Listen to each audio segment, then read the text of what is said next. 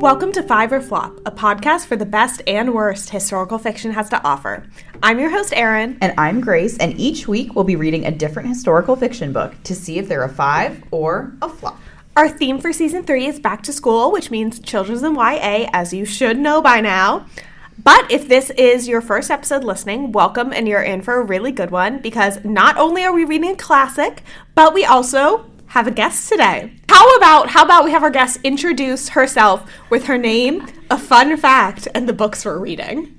All right. I'm Diana. Fun fact about me is I used to do competitive ballroom with one of the hosts. It's so true, and that host was me. And the best I ever did was 7th place when there were 8 people in the competition. Diana consistently won. We had fun with Diana was the Maddie Ziegler of the competitive ballroom dance group. And I was like the JoJo Siwa. Oh my gosh. Well, and Diana, what have we brought you in to read? The Magic Tree House, which is super exciting for me. Yes. I loved these when I was a kid. Diana is our subject matter expert on the Magic Tree House. Yes. And Grace, you are our newbie. Grace has never read Magic Tree House. No, for some reason, it just didn't make its way to me. I feel like when you are a child, like an elementary school age child, there are several of these series that are like dozens of books long, and you just have to pledge fealty to one. And mine was Babysitter's Club. So I guess that meant for me, no Magic Tree House. I mean, I guess. Mine was also Babysitter's Club, but I guess I'm just built different. You contain multitudes.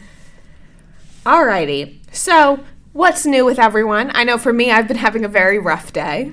It's been a tumultuous period of time for the pod. We actually are recording this out of order. Well, like a month after we planned to record it, because one of the hosts came down with COVID, and it was not the host who did ballroom dance with Diana. So if you're keeping up, it was, in fact, Grace who infected the pod. Actually, she didn't infect us, which is shocking because I was with you the day before you got sick. And I didn't infect data scientist Ashley either, and I live with her. So I did a great job keeping everyone safe. She actually kept the pod very safe. However, it did force us to record this episode out of order. So it's a joy to be back in the studio and for us to all be, I was going to say fully healthy. Maybe we're sniffling a little because it's very cold, but that's kind of Oh my God, it's very cold out. Poor Erin, you're having a bad day. What's your bad day? Oh my God, well, work has just been busy, which, it happens. So I didn't really have time to eat today, so I'm very hungry. I ate some grapes before, which was really good. And I have a San Pellegrino right now, so that's keeping me going.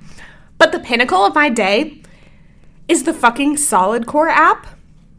Now, I don't know if y'all have done Solid Core, but I'm trying to sign up for a membership, 4 classes a month. And I'm like, okay, it's fine. So I go to the app and I go to check out and it's like, update your credit card information. And so I put it in and it tells me that every single time and I can't check out.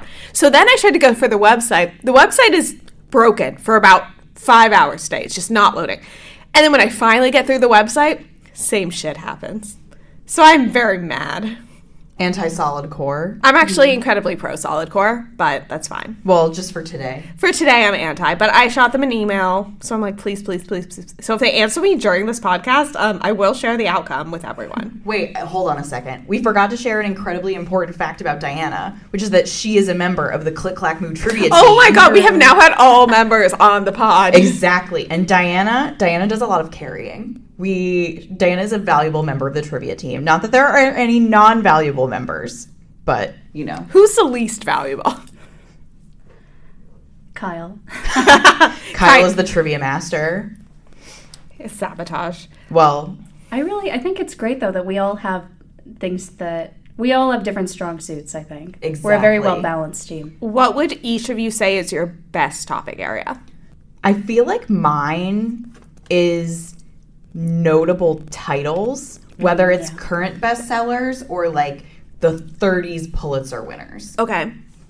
I feel like mine, it's hard to I think, in Trivial Pursuit, there's that orange one that's sort of a jack of all trades one. Yeah. I feel like that is the sort of approach that I have at trivia. I know a lot of random ones. That's what you need. Or I can start somebody and then somebody else can remember the finishing touches. It's a collaborative effort. And actually, Erin, not to start shit, I am willing to answer the question about who is the weak link on the trivia team, because, in fact, Ashley has missed a few recently. Oh! And whenever Ashley is gone, Kyle chooses to pose a Lord of the Rings question to us. Which is Ashley's Which is what subject area. Ashley is good at answering. So I feel let down whenever she chooses So it's to not abandon us. so much that she's bad at the trivia, it's that she's not a team player lately. Well, it's just like whenever she's had a stressful day at work or, you know. And Ashley, when you're listening, I hope you can really feel the quotation marks Grace was just giving in the at studio. her job that she has to go to instead of me who can just sit on my ass at our house, and she is not present at trivia, then it comes back to bite us in the ass. Yeah. Otherwise, we always miss her when she's not there. we all have different fields of knowledge, which I think is great. I will say Diana is a good friend of mine on Storygraph, and you, of course, also, Erin. And I will say you have the, like, widest variety of things that you read of anyone that I'm friends with on Storygraph. And a bunch of people randomly add me. I was so I have say, a lot of Storygraph including friends. the strangers? Well, there's one person who added me recently who I'm trying to decide whether or not to unadd them because they only read books in Italian. No, keep them. How did they find you? I don't know. That's the thing. I'm very interested in that. But on the other hand, I'm like, well, I can't read any of these books that you read because sometimes I'll see something and be like, oh, that looks very good. I will read that. You, for example, have been my ally recently against Erin in reading romance novels that I like. Listen, I hate a romance novel. I picked a couple romance novels because we're actually starting to build out the list of our books for next season, and I shocked myself by putting them on the list. Thank you, Erin. Exciting. I Just actually... because you want flops on the list. No, I actually have one, and it's the sequel to A Caribbean Heiress in Paris is perfect for our theme, and you didn't like that one, and No, I I liked didn't. that one. Okay. So I might actually add that. Well, we love subverting tropes here on the podcast. Well, here, is that enough chit chat for now, or should we dive into Magic Treehouse? I think let's dive in. Okay. Well, this is the third of our 4 planned, like, big series episodes for this season.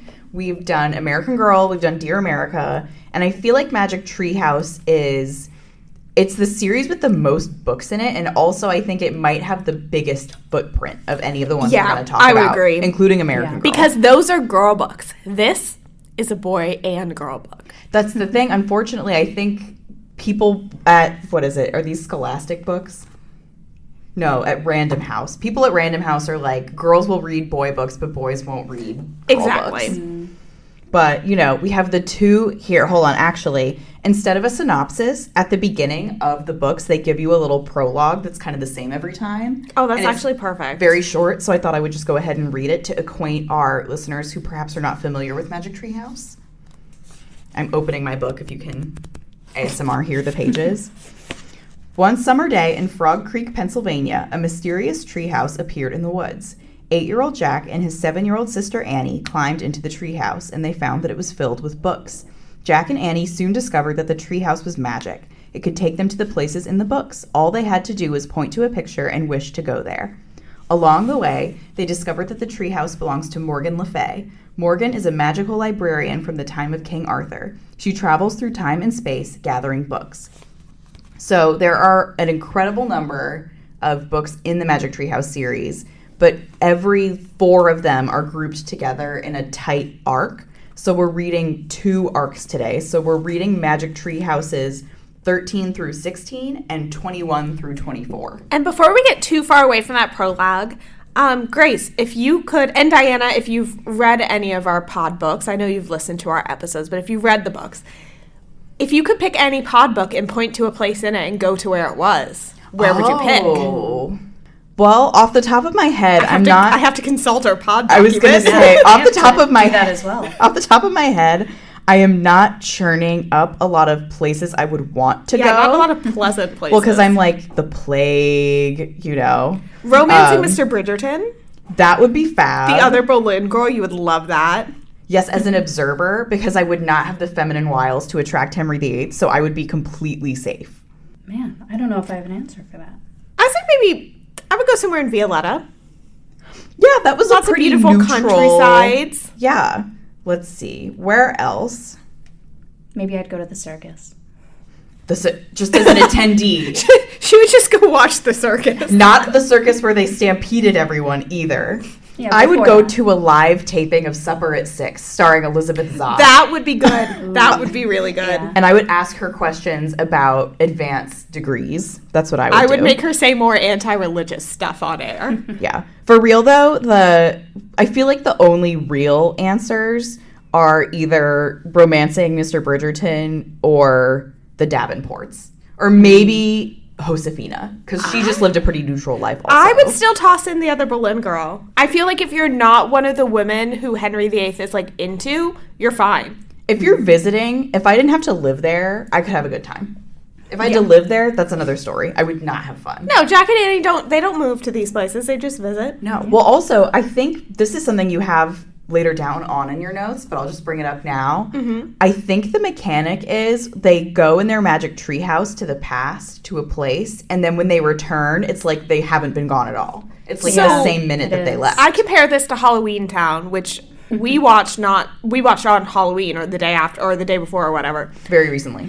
And when they go to Halloween Town, it's like only hours pass in the real world, but then no time at all passes. But sometimes I don't know if you're correct, because sometimes Jack and Annie's parents are like, "Where have you been all day?" No, I think you're right. I think that sometimes they're thinking about it when Jack and Annie make a quick break to the forest. Mm-hmm. But I think I remember that they all get back the minute that they left. Oh. Maybe they're just having escapades before they Maybe they're make just it to doing the other treehouse. stuff, and that's why their parents are like, "Where have you?" Or maybe they're absent parents. Well, Like, here's don't really care. Here's A a different couple time. points I want to raise. Whatever time that they spend running down the block and into the woods is real life time. Mm-hmm. And there have been times before when they're going to the magic treehouse to go on their mission, and their oblivious parents are like, "Dinner is in 5 minutes. Like, you don't need to go outside." But of course, they know they have an important mission. Oh, so okay, they I have to see. go Oh, anyway. okay, I see. And then also, like in Halloween Town, they were spending like days in Halloween Town. But it was only hours in real world time. And in Magic Treehouse, they're not spending that long. So it in could be universe. the same mechanics. That's true. It could technically be the same. They're extremely efficient at their mission. And we technically both sets of books that we're reading have different arcs, but really what they're doing is they're going into the past and retrieving stories that may have otherwise been lost. Yes. Or at least in the ones that we read, that's what they're doing. The set of 4 that we skipped over, because those were more like mythological, they were less historical based. Apparently they were rescuing a dog. So I'm fine to not have read those. Grace, I love famous that dog set, hater. Well, you know. Diana has read, actually, I read we have 8 on the docket. I read 9 of them because I read one of the wrong ones by mistake. And Diana has done like almost a full reread. Yeah, I stopped pretty soon after. I'm checking how many I ended up reading. Diana Some of just them on really Storygraph wanted. I combined. She really wanted to hit her Storygraph goal. I actually increased my Storygraph goal proportionately. My original goal was 100. I increased it to 124 because I ended up reading 24 additional books Okay. from the author Okay, that's fair. to get up to You're the a end lot- of 24. You're a lot more honest than I am. Well, also, I feel like that is like challenging yourself, because if I had read 24 of these, I would be like, okay, like 10 of them count as one normal book. Because they take you, I don't know, like 20 minutes to read one of them. Yeah. If you're a grown up, you know, if you're a child, obviously it's okay if it takes you longer. But they're very brief. They're little chapter books. They're Josefina length. Yeah. We discussed that. But these are for roughly the same age, a little bit younger, but not, you know, you can't get that much younger once you know maybe how to read. maybe that same age, but like an earlier reading level. Yeah, like you're the grade before, Yeah. and you're still working on your skills. Yeah. Should we get into the author?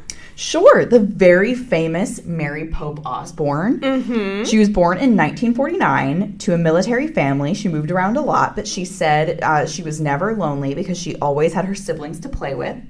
So that's very nice for her. I thought you were going to say because she always had books. Well, that too, but Would have less been important. more cheesy. She went to Aaron's number one enemy for college, UNC Chapel Hill. So true. And she was a religion major like you were. Much like I was. And also a theater major, not like you were. No. And after graduating, she kind of lived that nomad life. First, she traveled in Europe, in the Middle East, and in South Asia. And she came back to America after she got blood poisoning. Oh my gosh. She's fine. Don't worry about it. Okay. She's, still Thriving. kicking. Yeah, she's still thriving, very much thriving. But she worked, again, a lot of odd jobs, like across the country. And she met her husband, Will Osborne, in D.C., which is where we are. Oh my God. When he was starring as Jesse James in a musical about Jesse James. Do we know what theater it was at? No. Damn. Well, we could probably dig really deep and try and find it, but We that do was not like, care that much. That was not immediately available. It would have been information. interesting had it been listed on the page.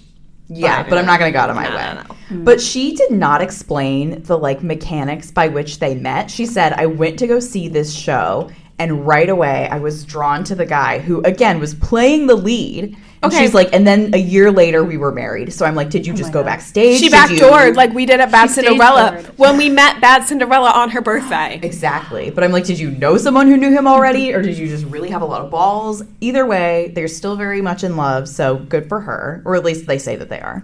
Not to, anyway. They got married. They moved to New York together. They were still on the road a lot when he was taking acting jobs. But then in 1982, she published her first YA novel. It was called Run, Run as Fast as You Can. And I have a teeny little typo here, but it was exactly one decade after that, in 1992, when she published her first Magic Treehouse book. Mm-hmm. So she has published more than 100 books. She actually doesn't have a list of all of the books that she's published on her website because it's not There's too many. well, it's not a typical author website. It's mostly geared towards classroom materials related to Magic Treehouse for teachers to use. Yeah. Which is a fantastic use of your website. And she has also written some of the Dear Americas. Yes, she's written 2 Dear Americas. One of them was the World War II American home front one. And then the other one was the Native American captive Mormon Yeah. one, or Quaker, sorry. It's less problematic than it sounds. And she wrote, I Googled it, she wrote a My America as well. Oh yeah, and that's the Dear America for this age group, Yes. which I don't know if I've ever even seen one, to be honest. No, I I'm definitely looking at the didn't cover. read It's them. really ugly. We read the grown-up Dear Americas Yeah, in this we read the household. real ones. The ones for 3rd graders. She wrote My America, A Time to Dance, Virginia's Civil War Diary. Oh, it was by Will and Mary Pope Osborne. Well, I was just going to say, so Mary Pope Osborne has written all of the Magic Treehouse books. At this point, there are 65 of them. However, there are also the Magic Treehouse fact trackers, which are the nonfiction accompaniments to the Magic Treehouse books for the kid who wants to know a little bit more about the history. And those are written by Will and also by Mary Pope Osborne's sister, Natalie. Oh. So it's very much a family affair. They're all involved in writing these. Will is an editor for both of them. He wrote the Magic Treehouse musical, which we're still finding a way to access. Yeah, which we're trying really hard. Magic Treehouse, since 1992, has sold more than 143 million copies, and it has been translated into 39 languages. And my favorite tidbit that I found about Mary Pope Osborne is that she does, in fact, have a treehouse.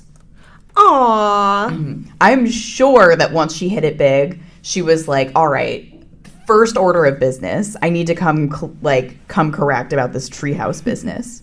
That's what But I want to know. Did she have it before or after she started? Actually, just a quick YouTube search. We ordered Dinosaurs Before Dark, Nova Theater Cast A with 45,000 views. for the musical, Exciting. So I don't know if that's the same as the musical. okay, we'll have to see. It might be. Well, Because I think there's- there's multiple musicals at this point. Well, there's a lot of different Magic Treehouse media, again, all geared towards school groups mostly, or children in schools, etc. And because Mary Pope Osborne's husband has this theater background, he's written a lot of this That makes Magic sense. Treehouse Okay. material. Yes. So, but the musical is like the biggest of the other various things. I am pretty sure the only thing I've read by her, Magic Tree House, of course, and then probably the Dear Americas. Actually, while we were talking about that, I was Googling something else, multitasking, and I think I have read only one My America, because the cover of Hope in My Heart, Sophia's Ellis Island Diary, looks really familiar, but that was not written by her. So. Oh, okay. Ellis Island would be one that I would pick up. Yeah, so I would not be surprised. It looks really familiar. Yeah, I read the Dear Americas, and like I said, I came newly to Magic Tree House. Like, I might have read one or two in my childhood, but they were not a staple for me, which I've heard from a very reliable source, aka my mother, that they were a big staple for my younger brother. So I don't know what happened to me in that mix, but that was my, this is my first dedicated Mary Pope Osborne experience. Yeah. Diana, before reading them for this, what was your Mary Pope Osborne knowledge, experience, etc.? I read a lot of them as a kid. I read a ton. I mean, I was a big reader as a kid, and so they were kind of, both my school library and my town library were kind of throwing books at me as fast as they could. And I really ran through these. And they were like, there's 60 of these. It'll take her a while. Well, there weren't 60 is the thing when I was growing up, I don't think. Or at least we didn't have them all. Yeah. Because I remember some of the later ones, as she started to get into ones for older ages, they started to come out in hardcovers with a shiny cover. Yeah, and I remember being very excited about that. Those were like a big deal. So they were continuously, like, they were not all published when we were kids, because I also read a lot of them when they were still coming out, and then I remember I kind of phased out of them, but my younger cousin got really into them, and she like had almost all of the books, and she had the hardcover ones. That's crazy. I feel like the experience of a series like this, or I was saying earlier about Babysitter's Club, or I think we mentioned this in the Dear America episode, not that you read them all like number 1, number 2, number 3, but you read the ones that are at the library. Definitely. And I mean, let's give our disclaimer, and then I'm going to use that as a jumping off point to get into talking about something. Our disclaimer, our judgments come based on the book and characters within them rather than any real historical figures they may have been based on. And spoilers, but come on, it's Magic Tree House. Like, you don't need a spoiler warning. No. But what I really like about how each of these, for a children's book, and of course, because I just grabbed them off the library shelf, this is not something I knew while I was reading them, but I like how each of the 4 books have their own mini plot arc. Yes. Because I think it's really easy for young readers to follow along with, continue that plot if they're interested, read it in order, but they don't have to. They can jump to another one. At the beginning of each, there's like a little recap of what the bigger mission they're on. So it's very easy to just jump around. And it keeps you engaged, so it's not just like 60 books of the same thing, of them going to the treehouse, going somewhere, coming home. Like, it can get repetitive because a lot of the same language is used repeatedly, which I think is smart, as it should be. Like, the same verbiage is used twice in every book to describe how the Magic Tree House transports them to and from home. Here, I'm trying to flip through here. So it says, the treehouse started to spin. It spun faster and faster, and then everything was still, absolutely still, every time. I'm just going to mention that later. That was, I remember that being fun to me. I enjoyed that was in every single one, and that sort of mental picture. It anchors you. It gives you like something to like keep returning to about the series. Yeah.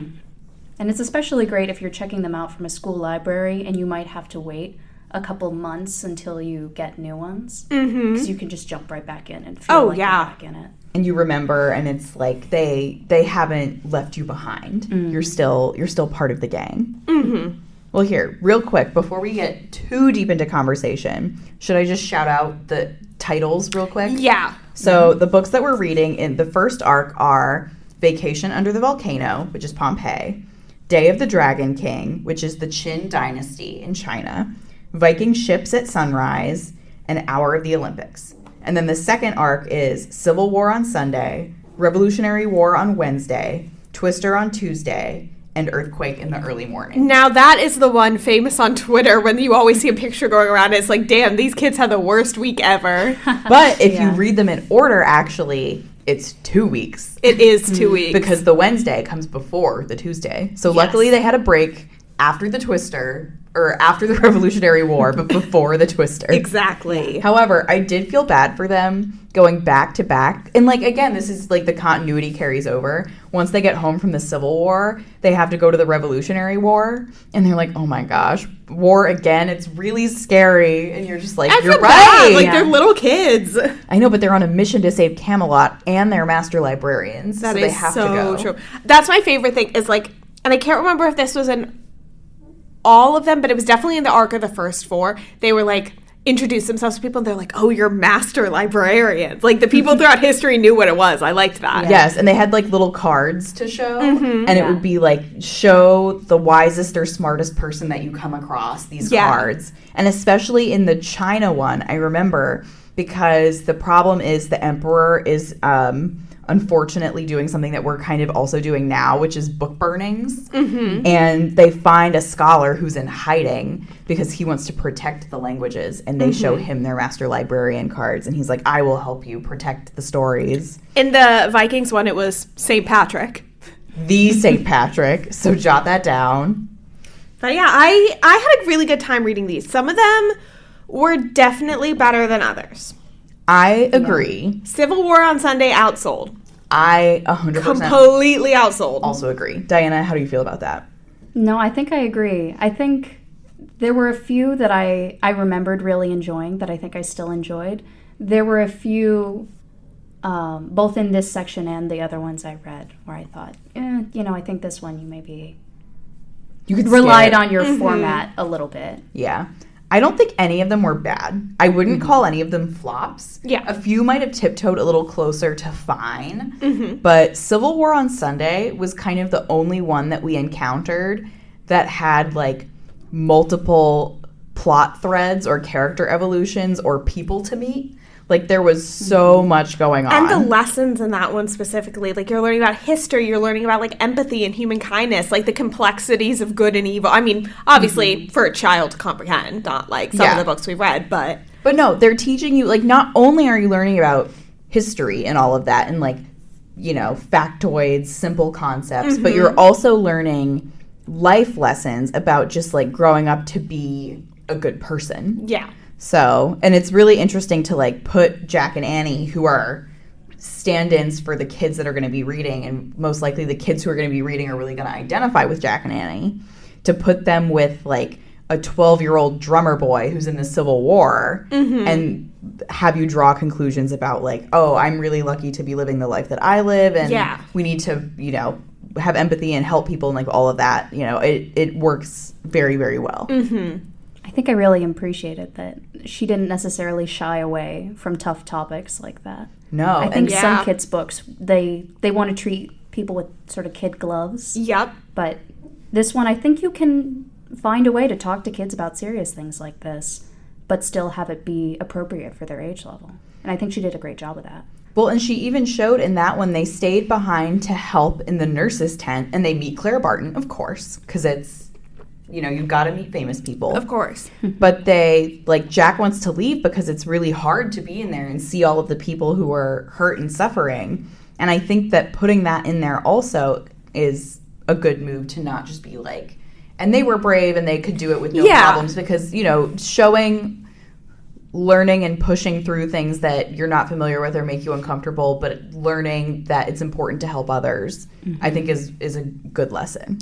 I actually really liked when they met the famous people, because in Revolutionary War, I really liked that Jack, like, just had no idea who the fuck George Washington was, and he was then he was like, oh my god, that's George Washington. Who that is. Yeah. And I think they recognized him from the dollar bill. Yeah. They were like, oh my gosh. It also is funny when, like, George Washington was causing problems for them. Oh, yeah. He was not He hated them for he real. Thought they were annoying. Well, he also thought they were, like, British spies or something. He was like, well, they're literally crossing the Delaware. And he's like, who the fuck are these kids in my boat? Get them out. But no, they helped eventually. Well, technically, they helped win the Revolutionary War, because George Washington was like, ugh, crossing the Delaware is so hard. I might as well just give up. And they were like, no, George, you cannot give up. It's very important that you don't give up. Here, actually, this segues into something that I think is an interesting discussion that I wrote down in my notes. They kind of imply in other books, it's like a little loosey-goosey how they do this, but they kind of imply that the kids don't have the power to change history. Yeah. So in the last one, Earthquake in the Early Morning, it's the San Francisco earthquake. And they see, every time they go back in the Magic Treehouse somewhere, they have like a reference book so they know about the time period they're going to, and thus so we can feed the kids that are reading facts about the time they're going to. And they know that this library or this building is going to be destroyed by a fire in the earthquake. And they see someone moving rare books into this building that are going to be destroyed. And they try and tell them, like, stop, that building's going to burn down. Like, you can't put the books in there. And it doesn't work because they're not able to change it. But they are able to give George Washington a pep talk. Of course. And that will, so I don't know. I'm just like, it's interesting what the rules are. Like, they can't change things literally, but they can influence things kind of, you know, through loosey-goosey means. I don't know. But that stuck with me. When I got to the end there, that was the last book. And I was like, oh, interesting how they tried to save the books, but they couldn't because history is set in stone. Exactly. What else do we want to talk? Something I want to touch on a, you know, lighter, less thematic note. Let's talk about some of the other elements. Like Gracie mentioned, handwriting touches. So Jack takes these little notes for, like, I don't really know why he does it, but I like that he does it. Yeah. He will write down, like, snippets of things that people say to him or from the research book that he thinks he's going to know. Jack is the nerd of the two. Well, that's the thing. I read this when I was digging through Mary Pope Osborne's website for information, which, like I said, it took a bit of reading because it isn't a typical author website. She had a Q&A somewhere where she said, you know, Jack and Annie are two opposite personalities. Jack is the, like, intelligent, bookish one, and he's a little overcautious. And Annie is the compassionate people person, but sometimes she is too exuberant and goes too far. And she says, I really try and hope that Jack and Annie's best traits, like, balance out in each other. I think they do, and I like that she... Like, I like how she set them up. It felt like a real sibling dynamic. It does. Definitely. It feels really sweet. I mean, my overall opinion on these books is that they're super adorable. And I had a lot of fun reading them, even though I am a grown-up. And I'm not coming back to them with that, like, nostalgia veneer like I am for Dear America. Or I didn't read Josefina when I was younger, but even just, like, the concept of American Girl, I'm familiar with the format. But they feel really... real and they feel really distinct, and you also, they pay attention to the little touches, because between the first arc that we read and the second arc, Jack got different handwriting. Like his handwriting improved because he had aged a few months he got a little older. I didn't notice that. That's so interesting. You open like two different books, you will see different handwriting from Jack. There's also some interesting illustrations. Yes. Can we talk about Twister on Tuesday? Because did anyone clock how fucking giant this kid was? So the whole plot is like they're in a one-room schoolhouse and Jack has a bully, and they drew a picture, and obviously they're trying to show him as like a bigger kid, but he looks massive and his head is so big. He's supposed to be like 14 or something, which is sad because he doesn't know how to read. So you're like, oh. And I did mean to call this out earlier, but the same guy has illustrated all of the Magic Treehouse books. Oh, wow. So I feel like he's been employed. How come he isn't showing up on a story graph like in American Girl? He's on mine. Oh, he's not on mine. Maybe you have too many repeat authors or something. Could be. Because you reread all the pod authors, you know? The list is crowded. And you know, when you say that, I realize I never gave my pod review on the third Louise Erdrich book I read. No, I think you did. On pod or to you? I don't know. Do it again if you've already done it. Okay, well, I didn't like it. Sorry, Louise. Sorry, Louise. I'm realizing I don't like your books. I just liked that one book by you that no one else really likes, so. Well, shout out to the illustrator for Magic Treehouse, who probably is absolutely making bank, but his name is Salvatore Mordacca. Incredible name. Yes. So, and he also does the fact checkers. So I don't know. He probably has carpal tunnel in whatever hand he uses. He is booked and busy. Yeah. It kind of seemed like maybe he went back and modified some of them even. Because I know with some of the ones I was reading, I got different formats from different online libraries. Oh. And some of the earlier ones had a little bit simpler drawings, and then some of the ones that were separate that have been updated, they seemed to be a little bit more fleshed out, or like he had gone back and fixed things he didn't like. So he upgraded. Yeah. That is interesting. Love that. He not only illustrated them, he illustrated some of them twice. Okay. Great Okay, job, Salvatore. interesting. Yeah, but I think it's the same as Dear America, where the illustrations are like a big part of the experience. Oh, yeah. They're fun to look at. They help your eyes along when They you're help- a kid that's like learning to read. They kind help you of. take a break. Exactly. And they're fun to look at. They pad out the book so the book's a little thicker. Big fan. Big fan of the drawings. Here, I also will say, back to the ones that we thought were a little bit weaker, I think to me those were Viking Ships at Sunrise and Twister on Tuesday. I agree. And the reason I think they were weaker is I feel like they were kind of clickbait almost. Like they put the cool part in their titles, but that's not what the book was about. No. Like Twister on Tuesday is about prairie schoolhouses. Yeah. It's not really about a twister. Like a twister just happens at the end. It's not even really connected with a single event. No, it's not like the historical twister that decimated Omaha or whatever. Yeah. It's just like a twister. Like when you go see the movie Twisters, they're just Featuring are twisters. Glenn Powell. Exactly. If you feel it, chase it. And then Viking Ships at Sunrise. The Vikings don't have lines. They barely appear. It's actually about St. Patrick and the monks that make books, which is fascinating, but I think not to a child. Yeah. So you have to add, You have to hide it under a cooler title. you have to throw in some Vikings so that kids will read a book about monks who are writing books by hand. And those books are all like prayer books, which again are not interesting to most children. Maybe to Erin in her mini religion major phase. It is true. When I But- was literally mini. Diana, do you have like a highlight or a low light to call out for not only like maybe even these eight books, but just any of the ones that you read? Well, honestly, I remember liking Twister on Tuesday, but I think it may have been because I was from Plain State and was sort of familiar Twister with country. twisters. So, I mean, they don't really get into the Great Lakes as often, but I did, as a kid, have, tornado warnings sometimes.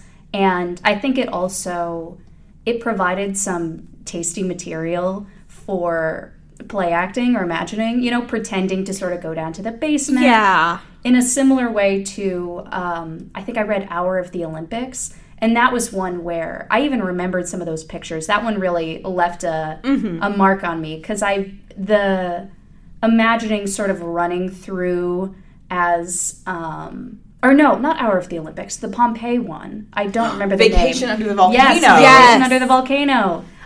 Running through, imagining all this ash falling and Annie having to have her package over her head and stuff like that. That was, I think those sorts of pictures, even though it wasn't tied to a particular event, I think I found those really interesting as a kid as sort of imagining myself being in that in a way that's a little tougher, I think, for something like the Revolutionary War, where you're hearing about it in school, but it's kind of a big deal. I agree with you. sounding. These are really good like Kickstarters for kids who like to play make believe and like to act stuff out. Well, and in almost every single one of these kids are in like mortal peril a lot. Very frequently. Tough kids. Like specifically the Chinese emperor wants to assassinate them. The Vikings like run at them with their swords. Annie almost gets them like trampled at the Olympics because they tell her girls aren't allowed to go to the Olympics, and she just does not want to have that. Yeah. I appreciated her girl boss nature, though. That is true. Well, she's the one driving them forward. Whenever they have a mission to go and get a book, and they do it like very quickly, Jack's always like, "Great, let's go home," and Annie's like, "But I want to hang out." Like, I want to go help our new friend that we just met, who's George Washington or something. Yeah. That she's the one driving the plot. Oh, yeah. More often than not. She's the charismatic one for sure.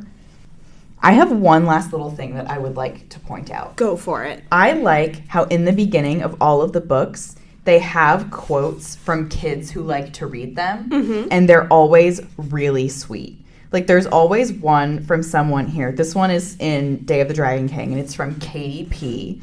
And she says, I don't like reading, but your stories are so interesting that I love reading them. Aw. Gabriel R. says, I love your books so much that I could read them with my eyes closed.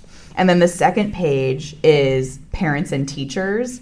And so it's always them being like, my kids love to read your books. Like, I can't keep them on my shelves in my little library. That's like, great. Yeah. So obviously these are like quotes that are coming from the publisher, but I don't doubt that they're, even if not literally true, which I do think they are, but they're at the very least spiritually true, because like she sold 143 million of these books. Yeah. Kids are definitely reading them and getting interested in reading and history, and even if they're just picking up like the Twister one because they live in a plain state, or the Olympics one because they're in the, you know, young kid era where you get obsessed with Greek mythology or whatever. Guilty. Now, if you, as a listener, were a child and had your quote published in one of these books, let us know. We'd love to have you on the pod. Yes, please tell me what the process was of submitting your quote to Mary Pope Osborne for inclusion in her books.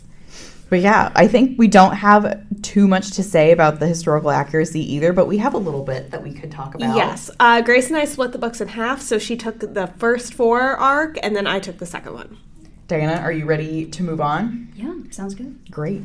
Well, in the back of every one of these books, as is standard for most of the books that we've been reading this season, there is a historical note. Mm-hmm. It's called More Facts for You and Jack, which I think is cute because it rhymes. Annie does not like facts. Well, you know, she's too busy being a people person. But they're all between like 2 to 4 to 5 pages. They vary, but they're pretty brief. And we're not discussing the companion fact trackers because they are nonfiction and thus fall outside the realm of this podcast. But really, we don't have a ton to go off of because they're such simple concepts that you're introducing to kids that they don't really need to be fact checked. Mm-hmm. Like, she's telling people when Pompeii happened and what it is and things like that. Like, we all as adults, things we already know because they were introduced to us when we were kids. Mm-hmm. Mm-hmm. So the goal is not really like American Girls, which is the goal is to give you like a day in the life in a historical era. This is to call out time periods, specific events, and specific the broad people. strokes. Yeah. And it's super global in scale. Like, they go clearly, as you have heard, like all over the place. Like, I have here, you don't even learn like too much about the Olympics in the Olympics book. You're just kind of there to be in ancient Greece. Mm-hmm. And you meet like Plato and you learn a little bit about him and, you know, all of that. So I don't have a ton here, but I will call out one thing that I did find, which is the Day of the Dragon King. The Dragon King titularly is supposed to be the first Qin emperor, who is Shi Huangdi, but I don't think people called him the Dragon King. That's kind of like a like game of telephone almost, because it's not like wrong. Mm-hmm. However, before he became the Qin emperor, he had the title of king, but he decided, because he was the first to unite China, which is called out in this More Facts for You and Jack section. So good for Mary Pope Osborne for knowing that. But when he united all of China, he wanted to take the title of emperor because it's a bigger deal. Yeah. So some sources call him the Dragon Emperor, but I couldn't see like how far back that goes. Mm-hmm. Like, if people in his time were calling him that. Yeah, it's like, would they call him that then, or is that just something that people like say there's now? Like an HBO show about him called The Dragon Emperor, and not like a documentary. So it has like a little bit of weight to that, but not sure how far back that goes. But the dynastic throne of China is called the Dragon Throne. So if you kind of put pieces together, you can get there. So I think honestly it just like sounds cool. Mm-hmm. And she like leaned into it. Mm-hmm. But that's my one that I'm like, that's not super true. And I also did note here that in the Viking ships at sunrise, she talked about not only the Vikings and the Christian monks, but also the Celtic people that were there before Ireland became Christian. Mm-hmm. So that was a nice touch. But yeah, otherwise, Not super broad in scope, but simple and overall correct. Yeah, about the same thing here. Civil War, I mean, I'm going to move pretty fast because there's not a whole ton to share.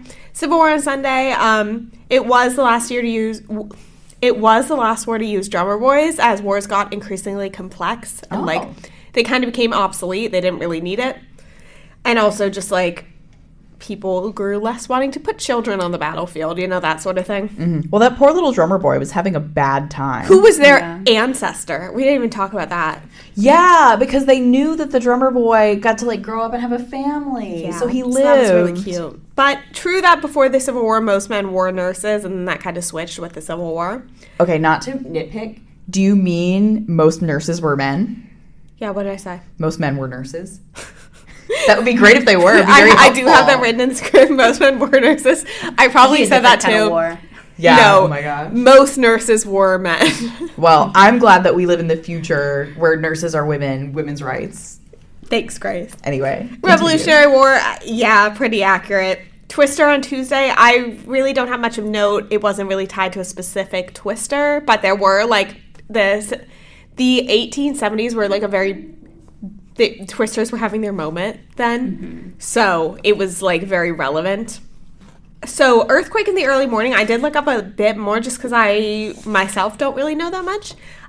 So I don't know if they talked about this in the book. I don't remember. But a lot of the fires were caused by water and gas mains rupturing.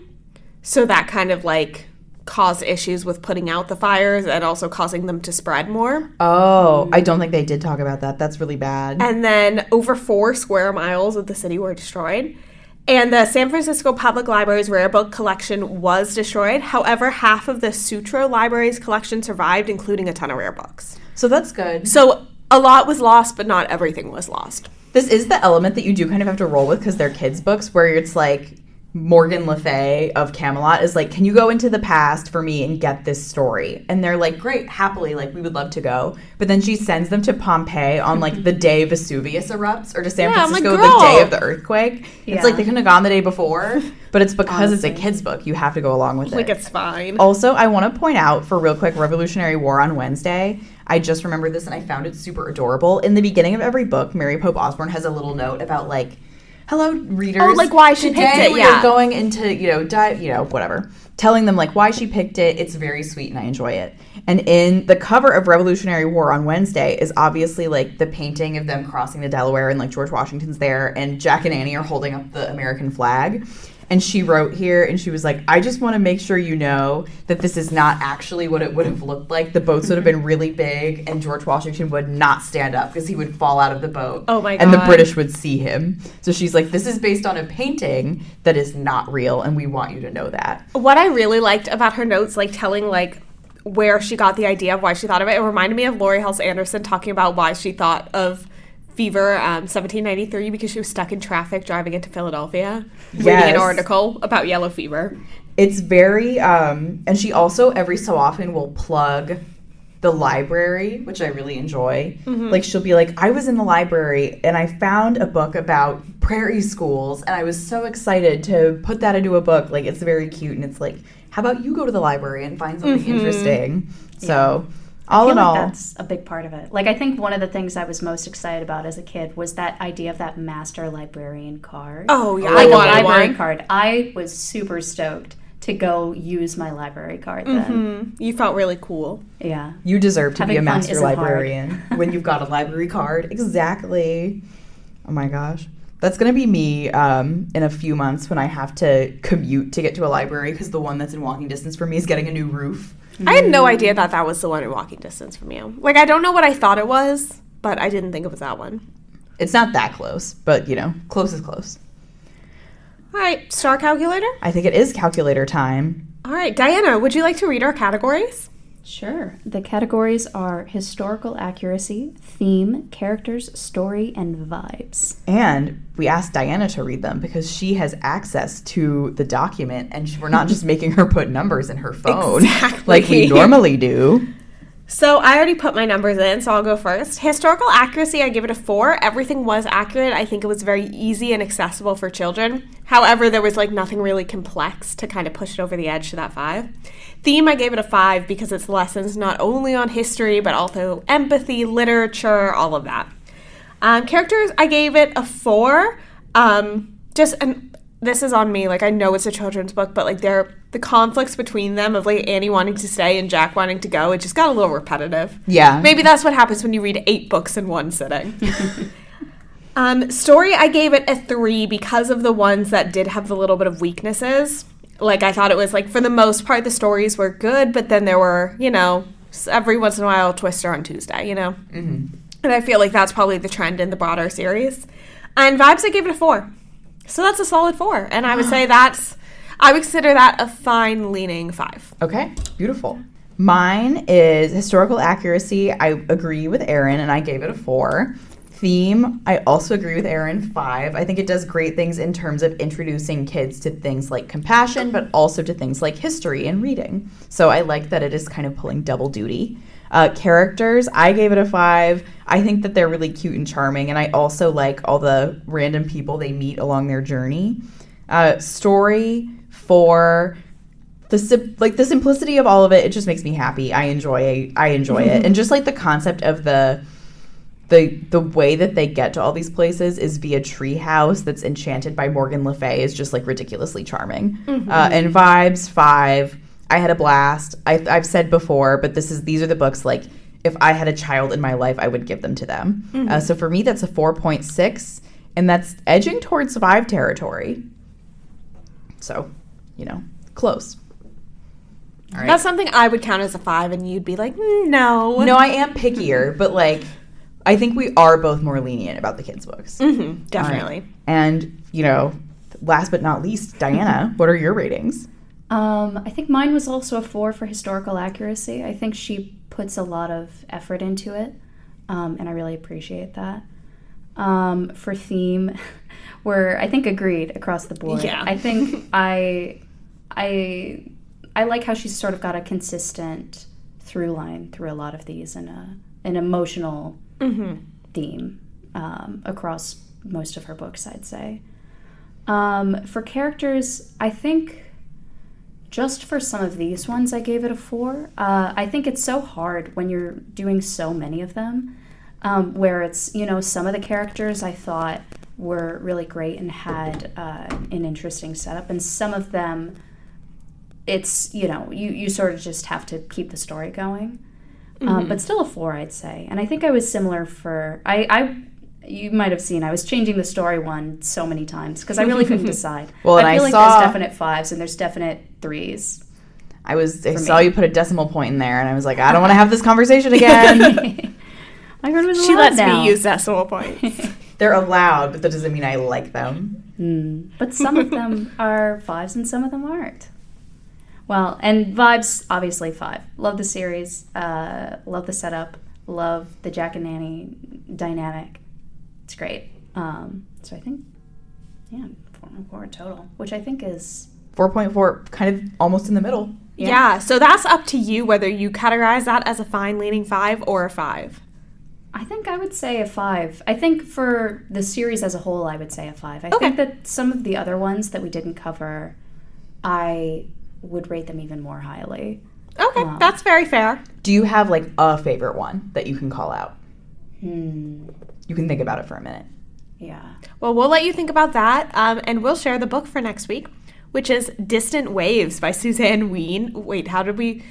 We don't know. We don't really know how to pronounce her last name. We already recorded this episode, actually. I don't remember how we decided to say it. We looked it up. We couldn't find it. So. I think it's Wein. Distant Waves by Suzanne Wein. Weyn. So if you have this last name, you can let us know. Please. It won't be corrected in the next episode. No. But we'll still be happy to know. Spoiler, not spoiler. This book is supposedly about the Titanic. It is advertised to be about the Titanic. Make of that what you will. Diana. Right, you've had enough time to think. That's, funny you're saying it, because I think one that made a real impression for me was the Titanic one. Yay! Tonight on the Titanic. Other than that, Vacation Under the Volcano, Hour of the Olympics. But I think the story in Tonight on the Titanic was one I really thought liked. was interesting. Well, I am very well rounded. Very sad that Jack and Annie could not stop the Titanic from sinking and thus prevent all of the things that happened in the last few pages of Distant Waves. And we really do encourage you to read this one before the episode because it's a doozy. Or not. Or not. But what you should definitely do is be following us on social media at @FireFlop_pod and participating in our Storygraph reading challenge for season 3. If you think there are any other books that we should be reading, you can fill out the recommendation form in the bios of any of our social medias, or if you want to tell us what your favorite Magic Treehouse book was as a kid. And you could just email us any general query at fiverfloppodcast@gmail.com. Until then, Diana, would you like to sign us off? Sure, yeah. Thanks for having me. I really appreciated it. You got to say happy reading. Happy reading. Bye.